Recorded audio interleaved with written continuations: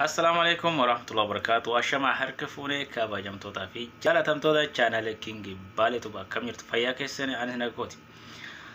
Har'a turtii yeroo dheeraa booda walitti deebinee jirra. Har'aan tana barumsa bareedaa tokko qabadhee dhiyaadhan jira. Barumsi kiyya har'aan tana maali jechuun keessa nafuu barumsi kiyya har'aan tana aappii bareedaa tokko qabadhee dhiyaadhan jira. Aappiin kiyya har'aan tana shari'a moobaayilii zeenii sawaa warri qabdan bilaash osoo kaardii takka ittiin goonne isin fayyada isin jechuun barbaada. Kanaafuu osoo gara barumsaa isin dabarsin duratti warroonni chaanala kiyya faaraa taatan subscribe share like godhuu jabeessaa isin jenna. Warroonni duraan hanga har'aatti chaanala keenya subscribe share like godhan galatooma ulfaadha isin jechuun barbaada. Gamarmaan gara aappii kiyya isin dabarsan waliin tura.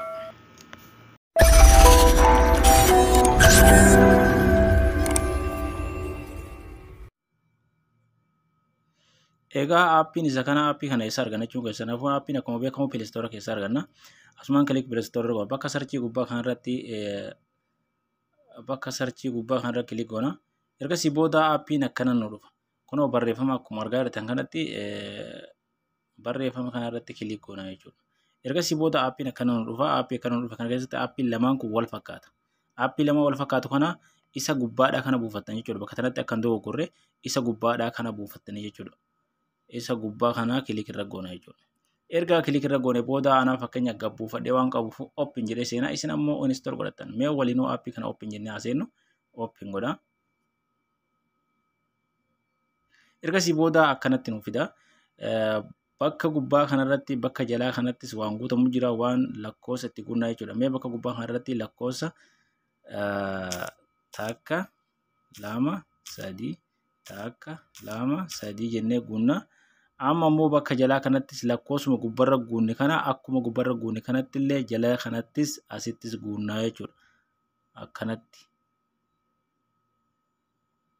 Akkanatti takka jennaan lama sadii takka lama sadii jennaan.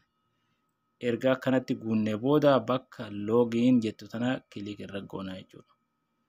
Akkanatti egasii booda aappiin egasii booda fuula kana nu baasa. Erga inni fuula kana nu baaseen booda bakka mallattoo gubbaa tan wifi fakkaatu kanarra kilik goona jechuudha. Isii tanarratti kilik goona jechuudha. Erga kilik goonee booda bakka update jettu isa gubbaa kanarra kilik goona jechuudha. Akkanatti update godhannaa jechuudha. Eega update goonee nu xumurame boodatti ergasii booda bakka gubbaa kanarra dhufnaa. Bakka gubbaa kana akkanuma dhiiftan akkuma inni jiru kanatti. Ergasii booda bakka lammaffaa kanarra gaddabarra. Bakka lammaffaa kanarra kilik goona. Egasii booda fakkeenyaaf warroonni moobaayilii 60 keessa qabdan bakka kanatti akkan dogoggorree warroonni moobaayilii 60 keessa qabdan kan gubbaa kanarratti isin dalagaa kan jalaa kanatti isin dalagaa jechuudha. Warri moobaayilii keessaa qabdan moobaayilii 60. Warroonni sawaa firii kan kaardii kan qabne warri qabdan kunis ni dalagaa irra hedduu ammoo kan lakkoofsa 3 kan irratti dalagaa jechuudha. Warri jawwii qabdanis ammoo kunoo asirratti dalagaa jechuudha. Warri zeeniidhaa firii kunoo asirratti dalagaa jechuudha. Mee fakkeenyaaf amma kan 60 moobaayilii waan keessa qabuuf kan moobaayilii 60 kanarra kilik godhee isin agarsiisa jechuudha. Kilik irra godha. Ergasii booda amma akkanatti eega xumurre booda bakka connect jettu kanarra kilik irra goona jechuudha.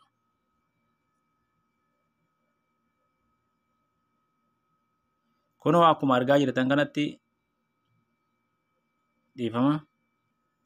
Kunoo akkuma argaa jirtan kanatti connect nu tahee kunoo akka ajaa'ibaatti nu dalagee jira jechuudha.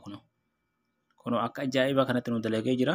Kanaafuu yaadaa fi komentii qabdan yaadaa fi gaafii qabdan komentii jalatti na barreessaa. Hanga barumsa biraatti walitti deebinutti nagaan naa turaa isin jedha. Bye bye.